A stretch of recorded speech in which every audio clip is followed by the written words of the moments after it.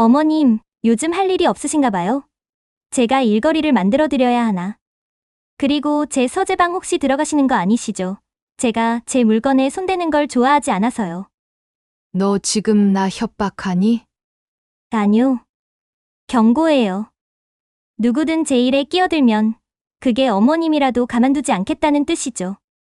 그녀는 그렇게 말하고 저를 쏘아보듯 노려보더니 말 한마디 없이 서재 문을 탁 하고 닫아버렸습니다. 안녕하세요. 저는 경기도에서 작은 분식집을 운영하고 있는 63살 박경숙입니다. 하나뿐인 아들 준호를 키우며 평생을 살아왔죠. 평범한 인생이라고 생각했어요.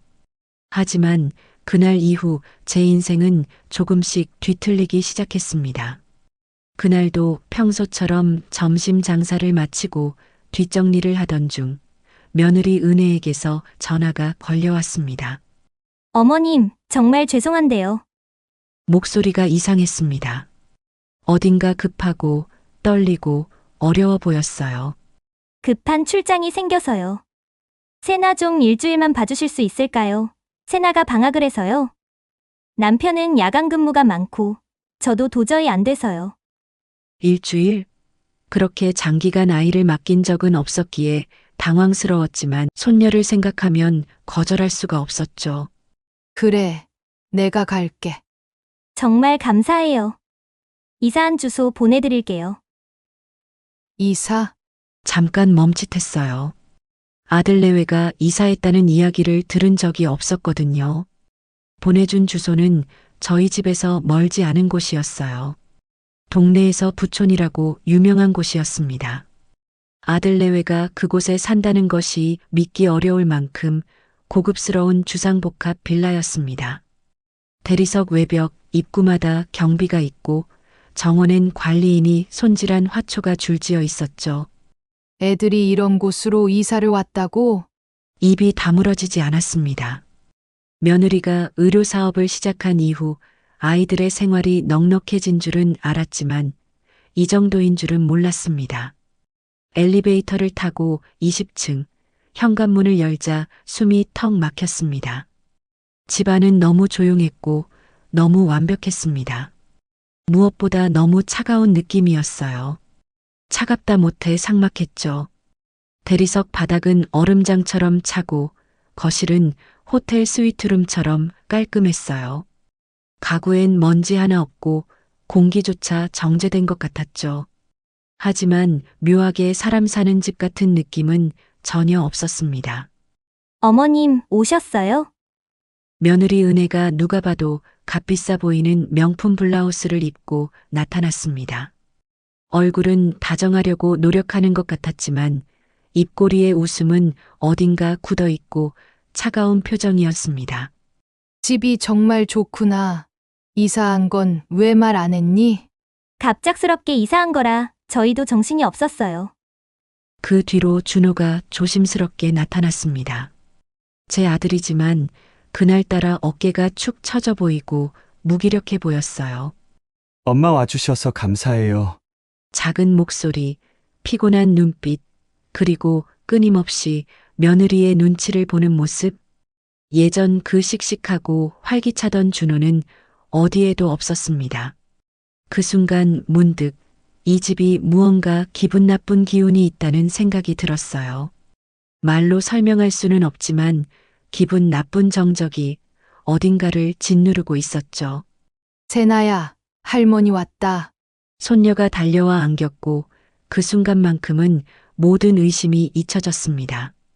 작고 따뜻한 품, 웃는 얼굴, 그 애는 여전히 제 사랑스러운 손녀였으니까요. 하지만 집안은 이상할 정도로 삶의 흔적이 없었습니다. 식탁엔 그릇 하나 없이 말끔했고 냉장고 속은 물과 음료수, 즉석식품들만 정리되어 있었습니다. 아이를 키우는 집이라기엔 너무 먹을 게 없어 보였습니다. 저는 제가 시장에서 사온 반찬 재료들을 하나둘씩 꺼내어 집어넣기 시작했습니다. 어머님, 집에 필요한 건 다 있으니 다음부터는 이런 거 힘들게 갖고 오시지 마셔요. 며느리는 웃으며 말하고 있었으나 저는 그 속뜻을 알고 있었습니다. 이런 것들은 우리 집과는 격이 맞지 않는다는 무언의 압박처럼 들려왔습니다. 하지만 저는 개의치 않고 제가 하던 일을 그대로 계속했습니다. 다음 날 아침 출근을 준비하던 은혜가 슬며시 말을 꺼냈습니다. 어머님, 세나가요. 가끔 이상한 말을 할 수 있어요. 그냥 아이들 상상력이니까 너무 신경 쓰지 마세요. 이상한 말? 어릴 때는 다 그런 거니까요. 그때 준호가 뭔가 말하려다 멈췄습니다. 엄마, 저기 그게 당신, 시간 없어. 안 늦었어? 준호가 무슨 말을 하려고 하자 은혜는 급하게 말을 끊어버리려는 것 같았습니다. 남겨진 저는 왠지 모를 싸늘한 공기 속에 홀로 서 있었습니다. 은혜가 떠나자 세나는 거실 바닥에 좋아하는 인형들을 주르륵 늘어놓고 혼잣말을 하기 시작했어요.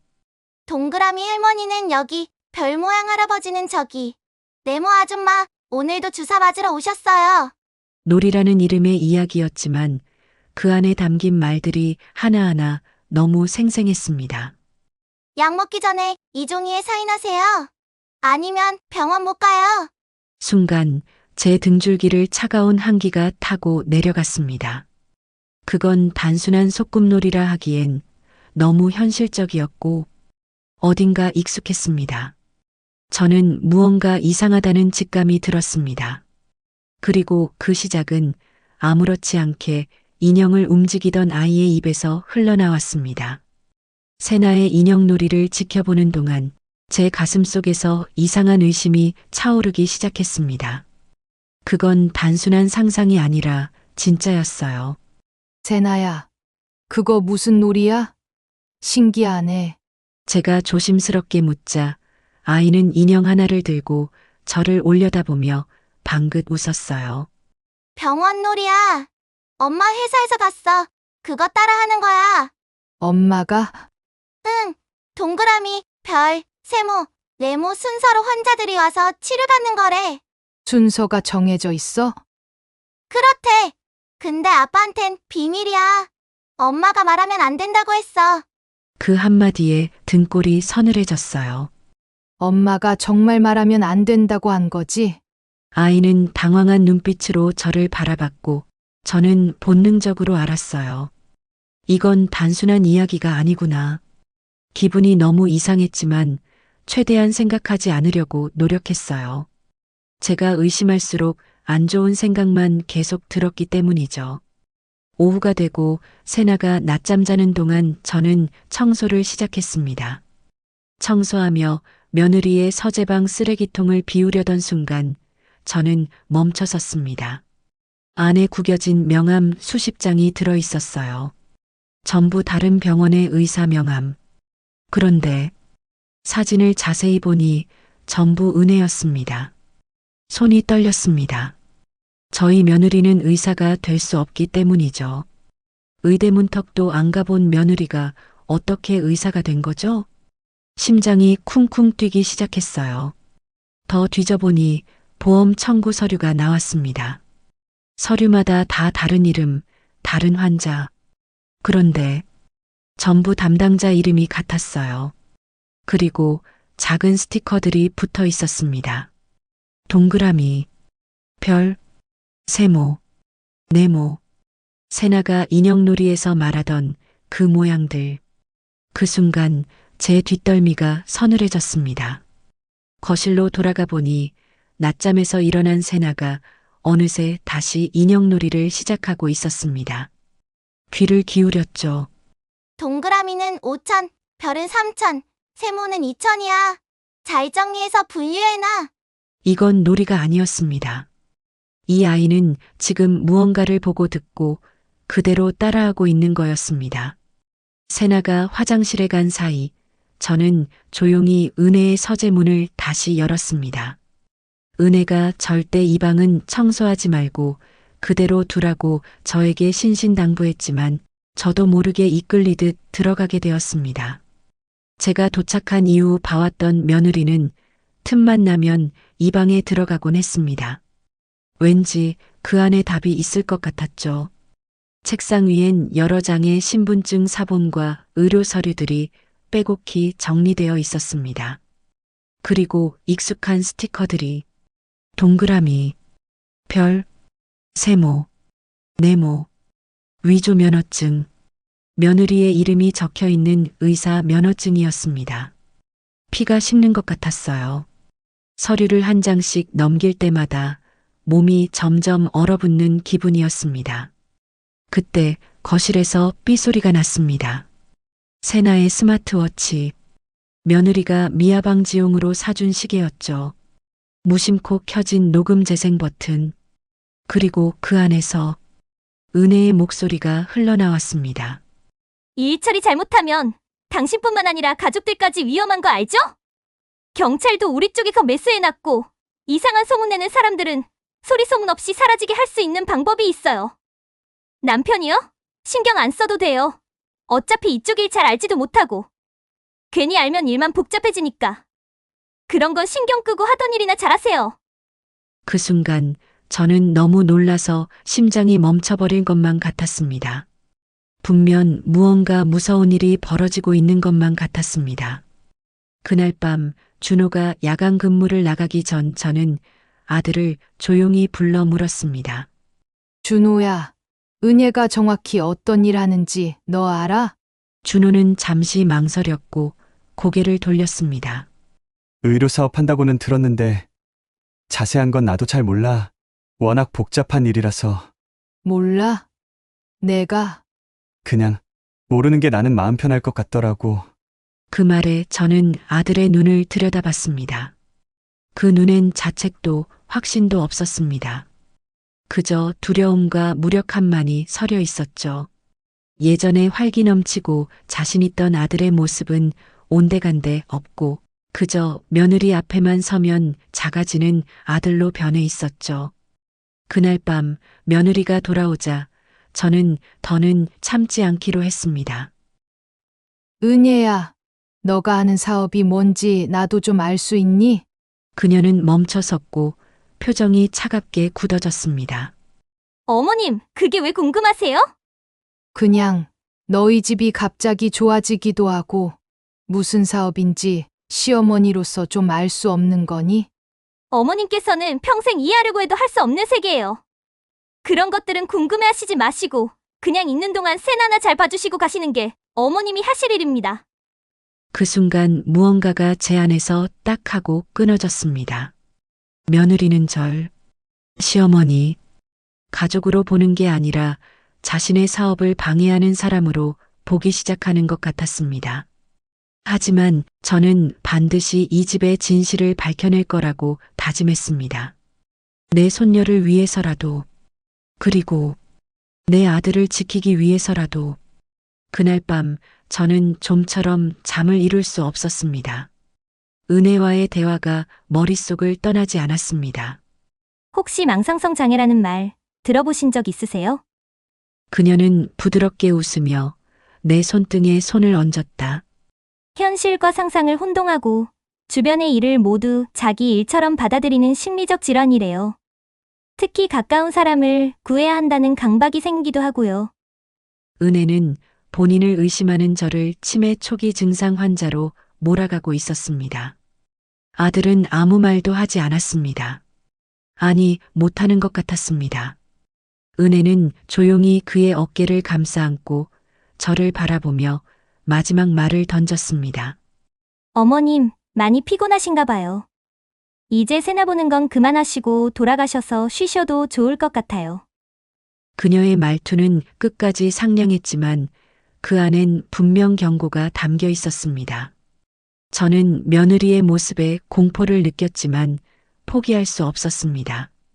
왜냐하면 저마저 포기한다면 아들과 세나까지도 진흙탕에 들어가야 할 것 같았기 때문이죠.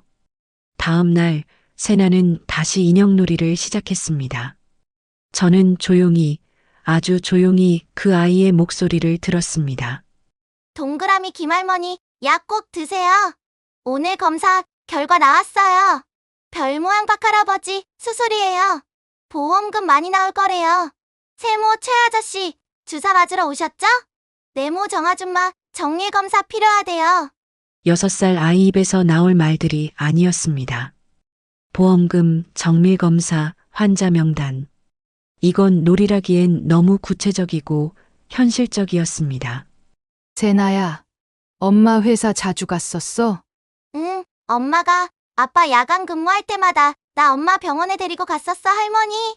밤에 갔다고 거길? 응, 엄마 병원은 밤에만 연다고 그러던데. 확신이 들었습니다. 이건 분명히 정상적인 회사가 아니라는 생각이 들었습니다.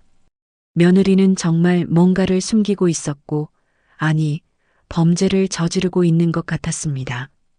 저는 다시 며느리의 서재로 들어갔습니다.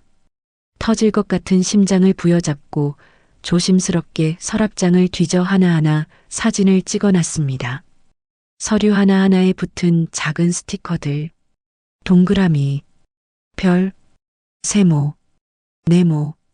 그날 밤 며느리가 집에 돌아오자 저는 조용히 그녀에게 말을 걸었습니다. 요즘은 가짜 이사가 판치나 봐. 그녀는 표정 하나 변하지 않았습니다. 무슨 말씀이세요? 아니, 뉴스에 보니깐 그런 내용이 많이 나오더라고. 어머님은 참 쓸데없는 걸 많이 보시네요. 모르지. 그런 사람이 내 주변에 있을지도. 항상 조심해야지. 은혜는 멈칫하는 듯 했지만 곧 표정을 되찾고 차갑게 웃었습니다. 어머님, 요즘 할 일이 없으신가 봐요. 제가 일거리를 만들어 드려야 하나. 그리고 제 서재방 혹시 들어가시는 거 아니시죠? 제가 제 물건에 손대는 걸 좋아하지 않아서요. 너 지금 나 협박하니? 아니요. 경고해요. 누구든 제 일에 끼어들면 그게 어머님이라도 가만두지 않겠다는 뜻이죠. 그녀는 그렇게 말하고 나를 쏘아보듯 노려보더니 말 한마디 없이 서재 문을 탁 하고 닫아버렸습니다. 그날 이후 저는 며느리가 소름 끼치게 무서웠고 어려웠지만 아들과 손녀 세나를 위해서 용기를 내야 했습니다. 며느리는 의도적으로 저와 있는 걸 불편해했고 저 또한 가시방석이었습니다. 은혜는 저와 눈도 마주치지 않고 없는 사람 취급하기 일쑤였습니다. 그리고 저는 며느리 몰래 조용히 움직이기 시작했습니다. 며느리는 위험한 일을 하고 있고 저는 그걸 밝혀내야만 했습니다. 내 손녀와 아들을 위해서 그 일을 할 수 있는 사람은 저밖에 없었습니다. 이 집의 진실을 반드시 세상 밖으로 꺼내겠다고 다시 다짐했습니다. 그날 아침 저는 외투를 챙겨 입고 곧장 경찰서로 향했습니다. 이대로 혼자 견딜 수 없었습니다. 이제는 누군가에게 말해야 했고 막아야 했습니다. 며느리가 사기를 치고 있어요. 노인들을 대상으로 보험금을. 제가 말을 잇기도 전에 경찰관의 표정이 미묘하게 바뀌었습니다. 박경숙 할머니, 잠시만요. 이전에 며느리분이 먼저 연락 주셨습니다. 뭐라고요? 치매 증상이 의심된다면서 혹시 실종되실까 걱정된다고 미리 지문 등록하고 싶다고 하셨어요. 혹시 약 복용 중이신가요? 그 순간 머릿속이 새하얘졌습니다. 은혜가 한 발 먼저 움직인 거였습니다. 그건 다 거짓말이에요. 전 정신 멀쩡하고요. 지금 말한 건 전부 사실이에요. 제 말을 믿어주세요. 할머니, 일단 진정하시고요. 가족분들과 상의하셔서 병원도 한번 들러보시는 게. 아무도 제 말을 믿어주지 않았습니다. 집으로 돌아오는 길, 동네 사람들이 속삭이는 소리가 들려왔습니다. 요즘 저분 좀 이상해졌대. 며느리가 치매 검사 받으라고 했는데 본인이 거부했다더라. 나이 들면 다 저러지 뭐. 제가 하루아침에 미친 사람 취급을 받게 된 겁니다. 갑자기 며느리가 더 무섭게만 느껴졌습니다. 집에 도착하니 은혜는 세나와 함께 거실에 앉아 있었습니다. 그녀는 평온한 목소리로 말했죠. 어머님, 어디 다녀오셨어요? 다 알고 있는 거 아니니? 경찰서 갔다 오셨나 봐요? 알고 있다는 듯한 미소. 모든 걸 계획한 얼굴. 내가 무슨 짓을 했는지 다 알아. 제가요? 어머님, 무슨 말씀을 하시는 건지. 치매 환자로까지 날 몰아가서 내가 얻으려는 게 뭐야? 세나는 우리를 불안하게 쳐다봤습니다. 세나야, 방에 가서 놀고 있으렴. 할머니, 괜찮아? 응, 금방 갈게. 세나가 방으로 들어간 뒤 은혜의 얼굴에서 웃음기가 사라졌습니다. 어머님, 이제 그만하실 때도 됐죠. 뭘 그만해? 쓸데없는 추정 놀이 말이에요. 아무도 어머님 말을 믿지 않아요. 이미 사람들은 어머님이 치매라고 생각하고 있어요. 그녀는 속삭이듯 그러나 또렷하게 말했습니다. 어머님이 떠들어봐야 증거 하나 없는 치매 환자 노인네일 뿐이니깐요. 저는 방으로 들어가 세나가 말한 이름들을 종이에 적기 시작했습니다. 김할머니, 박할아버지, 최아저씨, 정아줌마. 그리고 다음 날 종이를 들고 밖으로 나섰습니다. 물어물어 돌아다닌 끝에 첫 번째 피해자를 찾을 수 있었습니다. 김순자 할머니 맞으시죠? 맞아요. 근데 당신 누구세요? 최근에 이런 사람한테 치료받으셨죠? 할머니의 얼굴이 굳었습니다.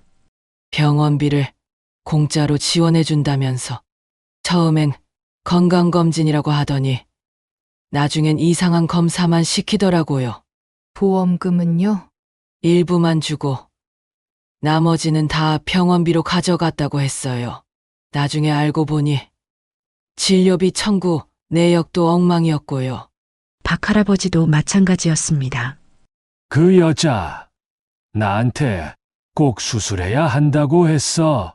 보험금 나올 거라고 꼬드겨서 받았는데 정작 남는 게 없었어. 나는 그 덕에 보험비만 너무 올랐고. 최씨 아저씨, 정아줌마도 마찬가지. 모두 은혜에게 속았고 모두 그 증거를 남기지 못한 채 당했었습니다. 우리가 함께 경찰서에 가면 믿어주지 않을까요?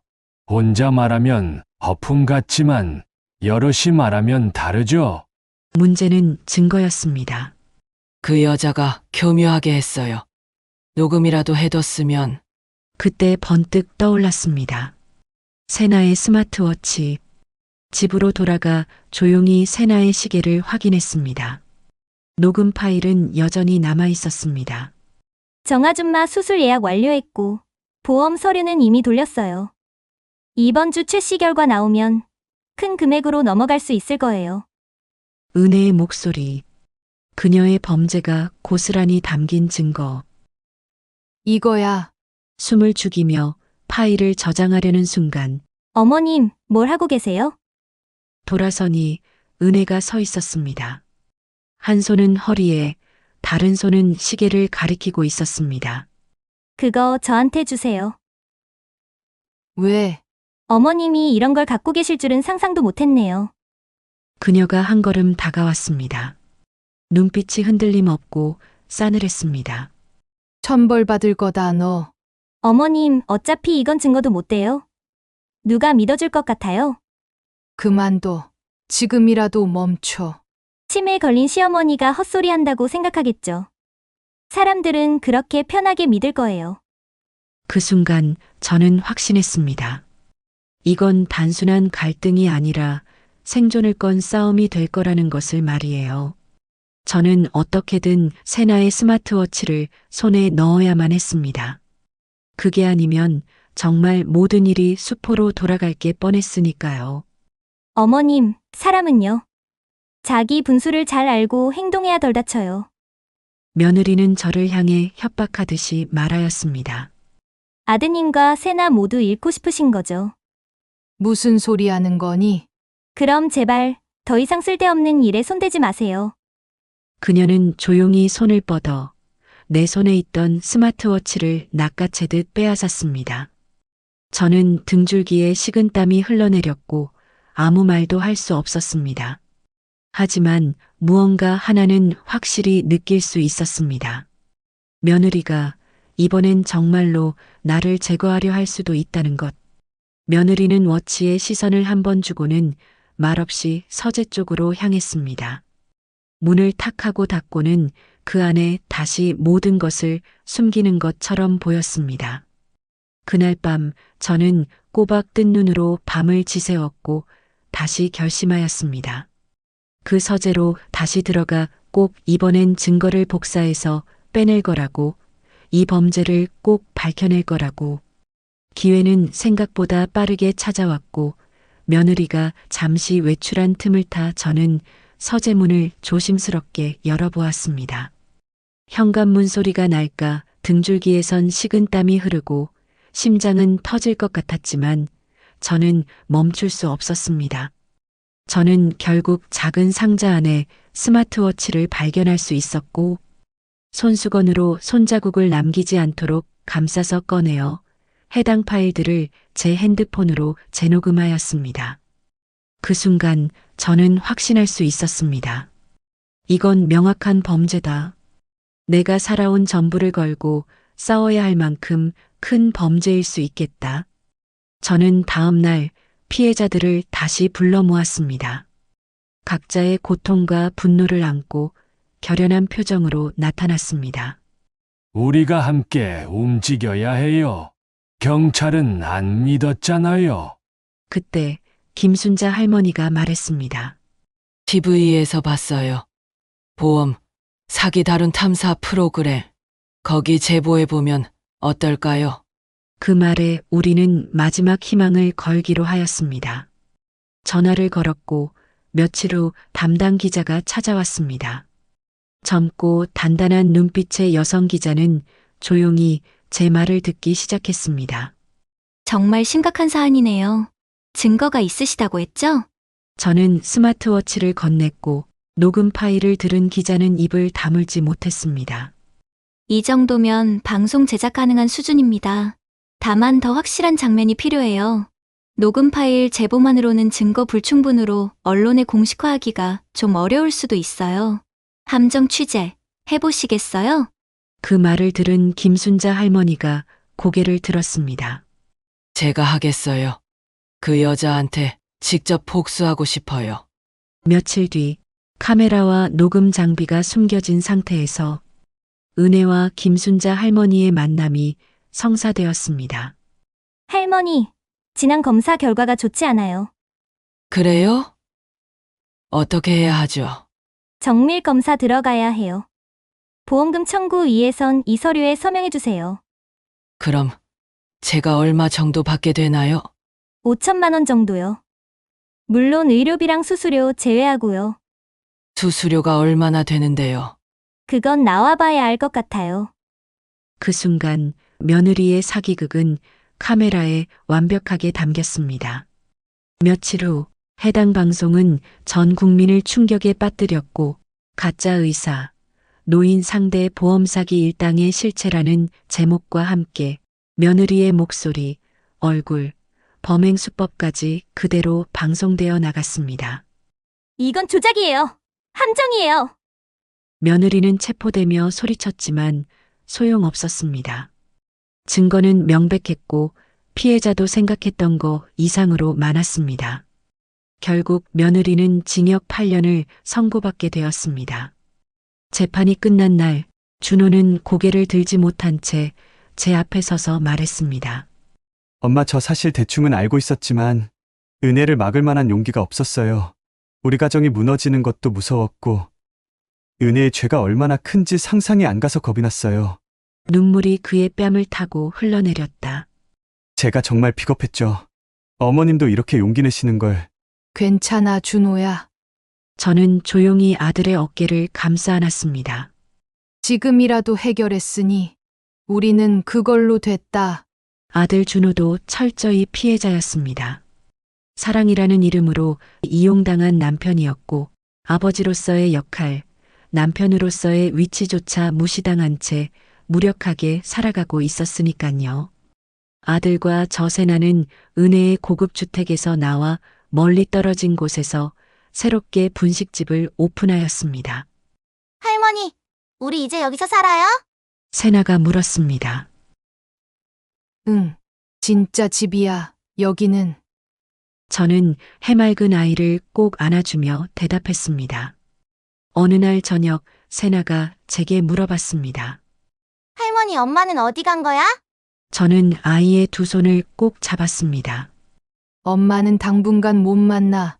할머니랑 아빠랑 지내야 해. 하지만 세나의 눈빛은 더 이상 불안하지 않아 보였고 아이답게 맑고 환해 보였습니다.